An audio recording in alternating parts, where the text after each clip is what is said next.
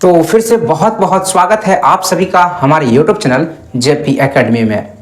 तो आज के इस वीडियो में बिहार बोर्ड मैट्रिक परीक्षा में जो क्लास 10th का एग्जाम होता है उसमें केमिस्ट्री का रसायन शास्त्र का एक 5 नंबर वाला एक प्रश्न लेकर आए हैं और उसका उत्तर आपको बहुत ही सिंपल तरीके से बताने वाले हैं। और यह जो प्रश्न है, बेकिंग सोडा का रासायनिक सूत्र लिखें, इसके निर्माण की विधि, गुण और उपयोग लिखें।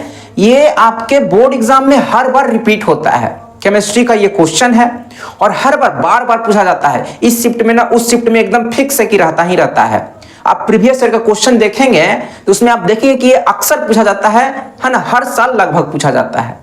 तो बहुत ही सिंपल तरीके से आपको इस प्रश्न का उत्तर बताने वाले हैं। प्रश्न एक बार और ध्यान से पढ़ लें कि बेकिंग सोडा का रासायनिक सूत्र लिखना है, फिर इसके बाद इसके निर्माण की विधि बताना है, यानी कि बेकिंग सोडा का निर्माण कैसे होता है, फिर आपको बेकिंग सोडा का गुण भी बताना है और उसका उपयोग भी लिखना है। पूरे 4 चीज लिखना है और पूरे 5 नंबर आपको मिलेंगे यदि आप बढ़िया से लिख देंगे तो आप ध्यान से सुनते चले, पूरा वीडियो को देखें और इसको जब बता देंगे तो आप कॉपी में नोट डाउन कर लेंगे। एकदम आपको फिक्स है कि पूरा का पूरा एकदम सीख जाएंगे।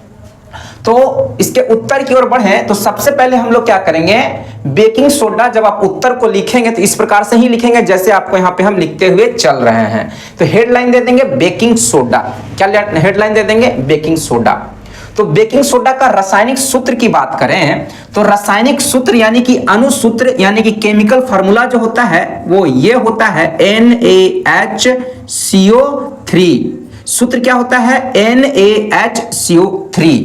इसको पढ़ते क्या है? सोडियम बाइकार्बोनेट या सोडियम हाइड्रोजन कार्बोनेट पढ़ते हैं। रासायनिक नाम इसका यही होता है। तो कभी कभी हो सके रासायनिक नाम भी पूछ सकता है आपसे, तो इसका रासायनिक नाम भी आपको बता देते हैं। क्या नाम हो जाएगा? सोडियम बाइकार्बोनेट, है ना। इस पूरे को HCO3 को बाइकार्बोनेट पढ़ते हैं, बाइकार्बोनेट पढ़ते हैं। ठीक, तो पूरा नाम क्या हो जाएगा? Sodium bicarbonate. या इसका एक और नाम हो जाएगा, है ना, इसको ऐसे भी पढ़ते हैं सोडियम हाइड्रोजन कार्बोनेट। इसको ऐसे भी पढ़ सकते हैं रासायनिक नाम के रूप में सोडियम हाइड्रोजन कार्बोनेट, ऐसे भी पढ़ सकते हैं। दोनों आपका रासायनिक नाम ही हो गया। अब इसका साधारण नाम की बात करते हैं। एक तो नाम हम ऊपर ही लिख दिए हैं जो कि साधारण नाम बोलचाल की भाषा में ही हम लोग बेकिंग सोडा बोलते हैं, और भी इसका साधारण नाम है बेकिंग सोडा, है ना। एक तो नाम हो गया आपका बेकिंग सोडा। आपसे बेकिंग सोडा का रासायनिक सूत्र पूछ सकता है, या आपका ऐसे पूछ सकता है खाने वाला सोडा। खाने वाला सोडा का सूत्र क्या होता है? तो खाने वाला सोडा ये भी आपका साधारण नाम ही है। तो इसको हम बेकिंग सोडा को खाने वाला सोडा के नाम से भी पुकार सकते हैं बोलचाल के भाषा में, साधारण भाषा में। तो साधारण नाम आपका ये हो गया। अब हम लोग निर्माण की विधि यानी कि बेकिंग सोडा सोडियम बाइकार्बोनेट का निर्माण कैसे करते हैं, इसको आप ध्यान से सुनेंगे तो पूरा क्लियर हो जाएगा। तो आपको सिंपल तरीके से हम बताएं भाषा में, फिर आपको समीकरण बताएंगे। तो जब संतृप्त अमोनिया गैस की उपस्थिति में, किसकी उपस्थिति में? संतृप्त मतलब थोड़ा सा अमोनिया गैस की मात्रा ज्यादा होना, है ना। संतृप्त का मतलब ये होता है ना, अमोनिया गैस का मात्रा थोड़ा ज्यादा होगा, है ना। तो संतृप्त अमोनिया गैस की उपस्थिति में सोडियम क्लोराइड के जलीय घोल के साथ क्या करते हैं? CO2 गैस प्रवाहित करते हैं, कार्बन डाइऑक्साइड गैस प्रवाहित करते हैं, जिसके फलस्वरूप सोडियम बाइकार्बोनेट का निर्माण होता है। और ये भाषा इस प्रकार से लिखे हैं, है ना। आप भी एग्जाम में उत्तर के रूप में ऐसे ही लिखेंगे कि जब संतृप्त अमोनिया की उपस्थिति में, अमोनिया का मतलब होता है NH3, अमोनिया का मतलब क्या होता है? NH3 होता है। ये अमोनिया है, अमोनिया गैस होता है, और एक होता है अमोनियम, है ना। एक होता है अमोनियम NH4, ये आयन होता है। तो इसकी बात नहीं कर रहा है ना। अमोनिया का मतलब NH3 की बात हो रही है। ठीक है, तो अमोनिया की उपस्थिति में सोडियम क्लोराइड के जलीय घोल, सोडियम क्लोराइड के जलीय घोल, सोडियम क्लोराइड के जलीय घोल कहने का मतलब NaCl है ना, NaCl मतलब सोडियम क्लोराइड, जलीय घोल मतलब H2O भी होना चाहिए। तो आपको बता दें, एक ऑब्जेक्टिव में क्वेश्चन पूछा गया था कि सोडियम क्लोराइड के जलीय घोल को क्या कहते हैं, तो सोडियम क्लोराइड के जलीय घोल को ब्राइन कहा जाता है। क्या कहा जाता है? ब्राइन कहा जाता है। एकदम याद रखेंगे, ये ऑब्जेक्टिव में पूछा है। तो ब्राइन का अर्थ क्या होता है? सोडियम क्लोराइड के जलीय घोल। ठीक, तो संतृप्त अमोनिया गैस की उपस्थिति में, अमोनिया की उपस्थिति में क्या रखना है? ब्राइन रखना है, अर्थात सोडियम क्लोराइड का जलीय विलयन रखना है। और इसमें क्या करना है? इस पूरे मिश्रण में CO2 गैस प्रवाहित करना है। कौन सा गैस प्रवाहित करना है आपको? CO2 गैस प्रवाहित करना है, जिसके फलस्वरूप आपको क्या मिलेगा? तो आपको मिलेगा क्या? NaHCO3 सोडियम बाइकार्बोनेट या सोडियम हाइड्रोजन कार्बोनेट, यानी कि खाने वाला सोडा या बेकिंग सोडा आपको प्राप्त हो जाएगा। उसके अलावा आपको क्या मिलेगा? है ना, इसके अलावा NH4Cl मिलेगा। क्या मिलेगा? सोडियम, ये मिलेगा आपको। अमोनियम क्लोराइड भी बनता है। क्या बनता है? NH4Cl भी साथ में बनता है। बेकिंग सोडा तो बनता ही है, साथ में अमोनियम क्लोराइड भी बनता है। ठीक है, अमोनियम क्लोराइड इसको पढ़ते हैं अमोनियम NH4Cl, है ना, अमोनियम क्लोराइड पढ़ते हैं। इसका साधारण नाम जो होता है नौसादर होता है। क्या होता है? नौसादर होता है। तो सारा चीज आपको लिख देंगे।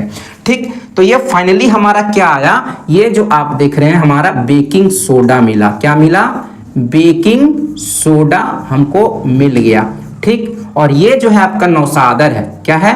नौसादर है। कभी कभी आपसे नौसादर का सूत्र पूछ लेता है, तो NH4Cl, है ना, NH4Cl अमोनियम क्लोराइड। ये क्या है? इसको केमिकली क्या पढ़ेंगे? अमोनियम क्लोराइड पढ़ेंगे। साधारण नाम नौसादर। तो आपसे नौसादर का सूत्र पूछेगा तो बता देंगे। और ये हमारा फाइनली बन गया बेकिंग सोडा बन गया।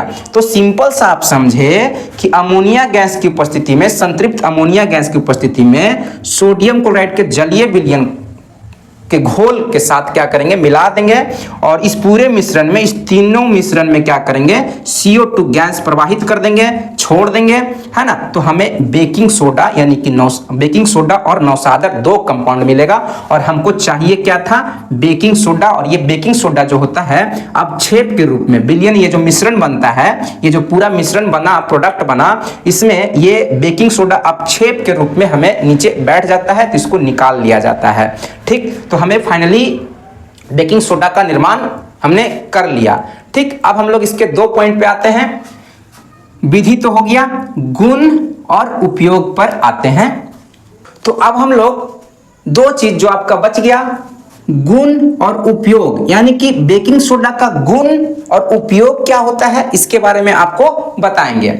तो बेकिंग सोडा का गुण आप इसी प्रकार से प्रश्नों का उत्तर लिखेंगे और इस प्रकार से लिखेंगे कि बेकिंग सोडा के गुण, क्योंकि दो चीज आपका बता दिए, रासायनिक सूत्र बता दिए, है ना, और भी जो चीजें हैं वो बता दिए, निर्माण की विधि भी बता दिए। अब बात करते हैं बेकिंग सोडा के गुण।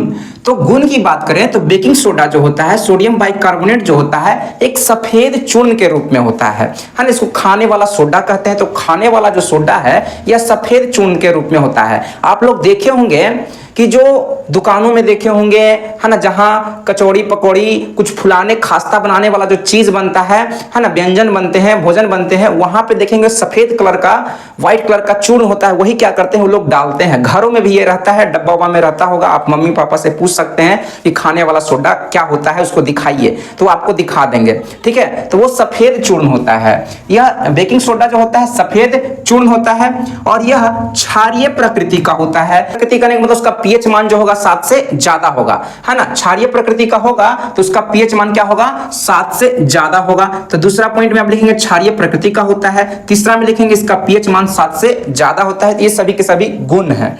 ठीक है, फिर आपका बेकिंग सोडा को जब गर्म करते हैं, क्या करते हैं? हीट करते हैं, तो यह लवण, जल और CO2 गैस मुक्त करता है। यहाँ एक समीकरण दिए हैं कि सोडियम बाइकार्बोनेट बेकिंग सोडा खाने वाला सोडा है, ये इसको गर्म किए, गर्म करने का सिंबल है, तो ये टूटता है, टूट करके सोडियम कार्बोनेट, ये जो लिखे हैं सोडियम कार्बोनेट है ना, ये सोडियम कार्बोनेट है और साथ में ये जल है और ये CO2 गैस निकलता है। इसको सोडियम कार्बोनेट पढ़ते हैं। क्या पढ़ते हैं इसको? सोडियम कार्बोनेट पढ़ते हैं, सोडियम कार्बोनेट पढ़ते हैं। ठीक, ये जो आपका नीचे लिखाया है, यानी कि सोडियम बाइकार्बोनेट को तोड़े हैं, गर्म किए हैं तो सोडियम कार्बोनेट जल और CO2 गैस निकलता है।